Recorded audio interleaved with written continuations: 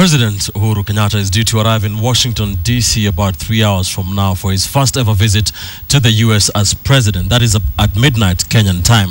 The president will be attending the historic U.S.-Africa summit called by President Barack Obama. But now the conference stands in danger of being overshadowed by an Ebola scare following the outbreak in West Africa and the first case ever on American soil. Kenyan's Ageyo now reports from the hospital in Atlanta, Georgia, where the American doctor is being treated.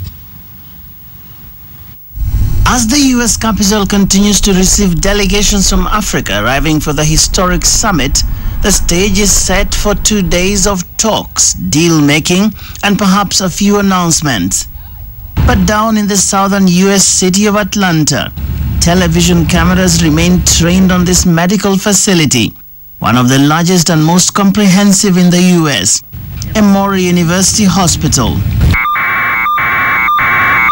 This is where the only case of Ebola in the U.S. so far is being treated.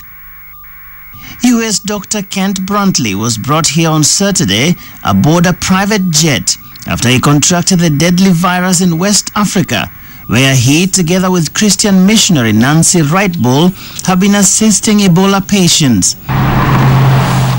The missionary is due to be flown here early Tuesday to become only the second Ebola case in the U.S.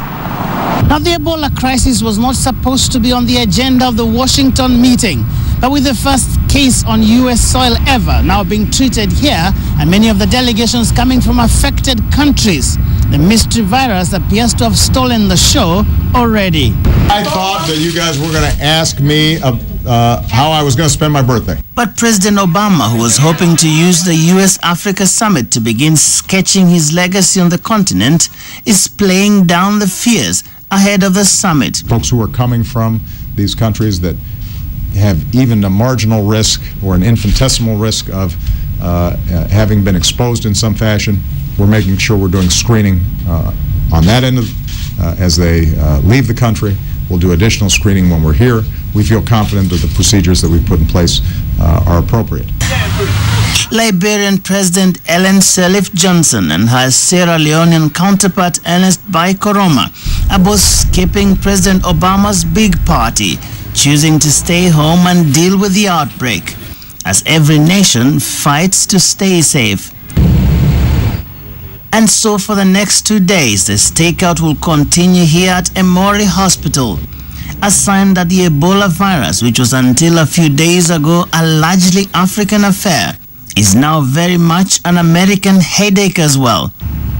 Ageyo, KTN, Atlanta, in the United States.